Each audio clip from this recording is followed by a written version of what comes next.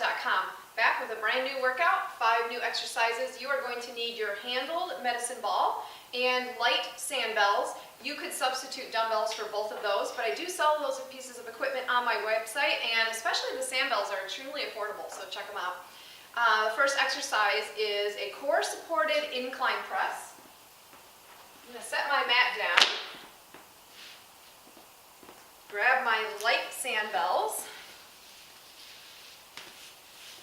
You're going to be incline pressing these forward and up, but you're going to hinge back. So there's the core support. So instead of leaning on an incline bench like you might do at a gym, you need to use lighter weights for this because it's all core holding you up.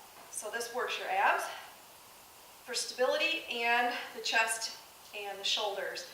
A modification for that would to be go lighter. That's 6 pounds only, and that's pretty challenging for me. So I might go down a few pounds if I'm tired or on the last set. Otherwise, you can sit up straight and get comfortable and press forward and up. And then it's mostly rib cage and up, not quite as much core, but you'll definitely still get a shoulder workout. So that would be some modifications for that. Exercise 2, you're going to grab your handled medicine ball.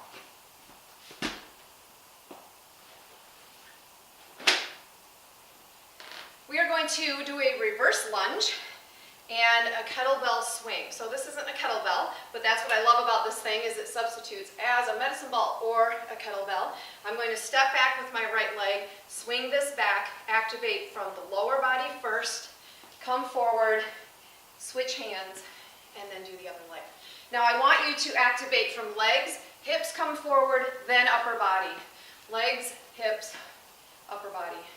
And that is to protect your back because you don't want to be hoisting this forward and engaging your back in that way because that could be a little bit challenging, a little bit painful. Step back, swing. And if we want to modify this down, we're just going to hold this here.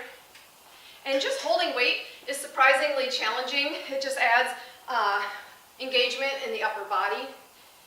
The shoulders get a little more fatigued just holding, so you can practice the reverse lunge and take out the swing.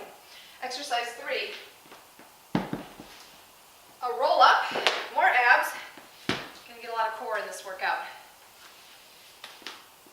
This might be a little light for this. I might want to use my heavy sandbell, but just to keep it simple, we're gonna stick with the light one for right now.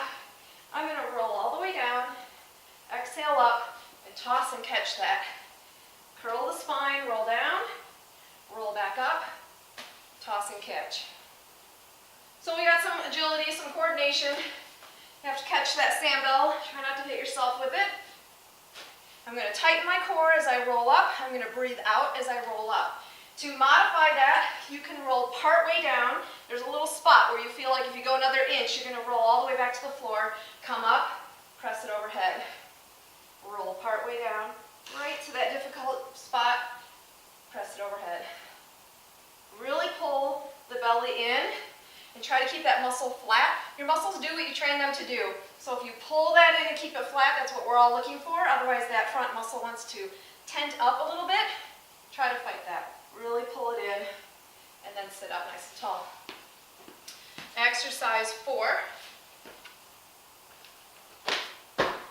is, let's see, I don't know what to call this, a 3 count in and out tension squat. So we're going to stay low and we're going to hop out 3, 2, 1. So out, with a pause, and then in, out, in with a pause. So it's 4, 3, 2, and hold. 4, 3, 2, and hold. Okay, so if you want to make that easier, we're going to step out and stand. Step out and stand. So we're getting some of the same muscles, but we're taking out the jump. That would be the variation for that.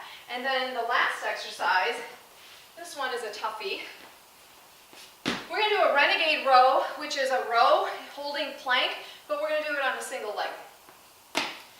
We're going to use the sandbell, so again, we're going to challenge the grip.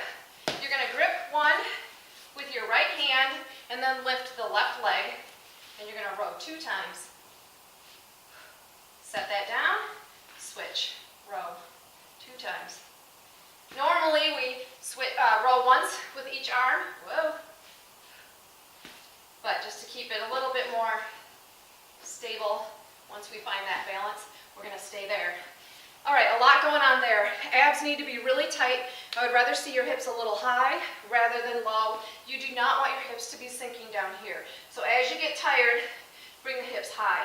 Really pull this in, tuck your tailbone just a little bit, find your balance, then row. All right, that was tough. I'm already shaking just from the demo. To modify that, that's really intense. Let's take that way down. Basically, we're trying to work the back. So I want you to hinge forward. Let's do it this way. Knees bent, hinge forward, flat back. Row that to your rib cage, and then stand and roll the shoulders back. Hinge, row, and reverse it. You can play around with one leg so that you get some of that balance that we got in the Renegade row.